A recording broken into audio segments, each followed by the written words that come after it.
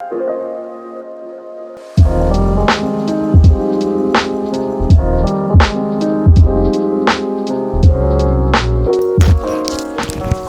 with Leviticus 3, I think it's the same that applies what I've been saying for Leviticus 1 and 2. It just makes me so much more appreciative that Jesus died on the cross and I don't have to do all of this. You know, you don't have to do any of this either. He's the ultimate sacrifice. So keep that in the back of your mind when you're reading that, you know, everything that the Israelites had to do. And God is giving them instruction. So verses 1 through 2, also I did get all this information from the Enduring Word and a little bit from Google because this chapter is historical and I want to make sure that I have the correct information for my own knowledge. So verses 1 through 2, the peace offering was to assure communion with God. And God wanted them to offer an animal without blemish to represent that we should give God our best, right? Our first and our best, even when we're giving, no matter what, you know, even if you are cleaning your house or whatever there's a scripture that says whatever you do it as if you're doing work as if you're working for the Lord. Do it to the best of your ability. And the peace offering is not to make peace with God, but to enjoy peace with God. And male or female were accepted. And I read that was because it's the same, you know, we are all welcomed to enjoy that peace with God. It's not contingent upon your race, gender, whatever. And the laying of a hand on the head just symbolized the transfer of sin, which is pretty cool. Verses 3 through 5, blood and fat offered to God and burned on the altar of sacrifice.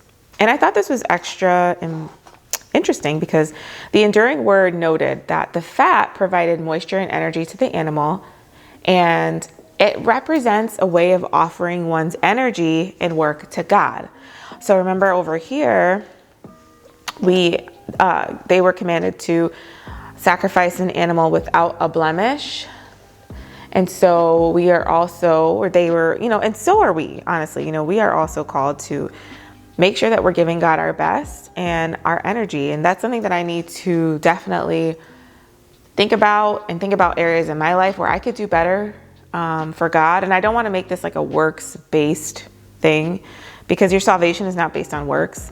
But I want to do my best for God because I love God. Basically, that's it. There's nothing more. I'm not looking to get anything more out of God. I'm not looking for anything else except I just want to give God my best because he's awesome and he, you know, sent Jesus to die for me. So I don't want to make this too much about works, but it is good to reflect on your life and think, you know, what am I giving to God?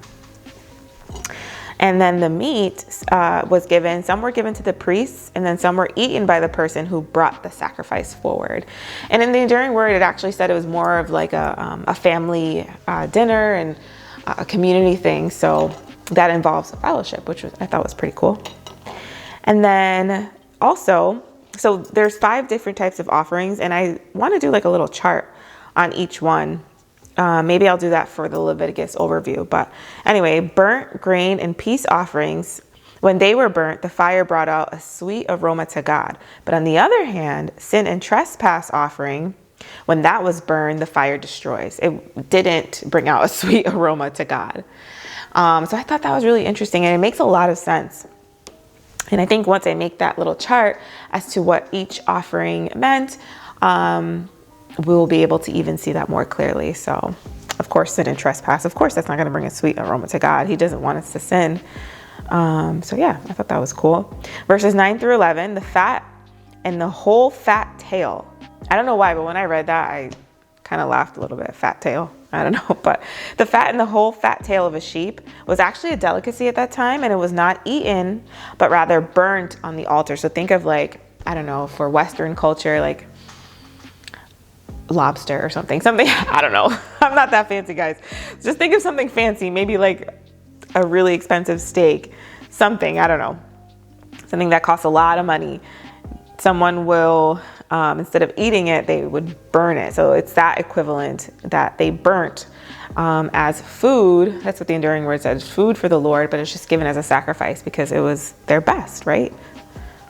In verses 12 through 16, when offering a goat, the procedure was the same as earlier, so in the beginning of the chapter, and All of the fat is the Lord's. And verse 17 just talks about the fat and the blood was forbidden from consumption. The fat represented energy and the blood represented life. And I just want to make a note here.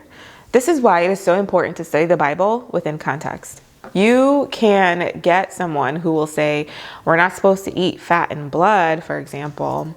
But if they're taking that from that one scripture in Leviticus, say they took verse 17 and said, we are all supposed to do this, it would be out of context, right? Because this was for the Israelites at that time. We've been reading and studying it. We understand, if you've been following along and you understand the context of why God is saying this and why this is not applicable to today, because Jesus died on the cross. So Jesus didn't get rid of the law, but he fulfilled the law. So we no longer have to do this because Jesus died. So that's why it's so important I was reading through this and I kept thinking that as well. Someone can easily just take a single verse and apply that to, everything. And that's just not what we should do. We should study the Bible in the context and apply it to our lives appropriately. So the way that I apply it to my life, it just makes me more grateful for Jesus' sacrifice on the cross. So yeah, that's it. That's all I had for today. Please let me know what you guys want to see. I'd be very interested to hear if there's any requests or anything. I post a new Bible study video, or at least I try to, every Monday, Wednesday, and Friday at 7 a.m. Eastern Standard Time. And I can't wait to study the Bible with you again. Bye.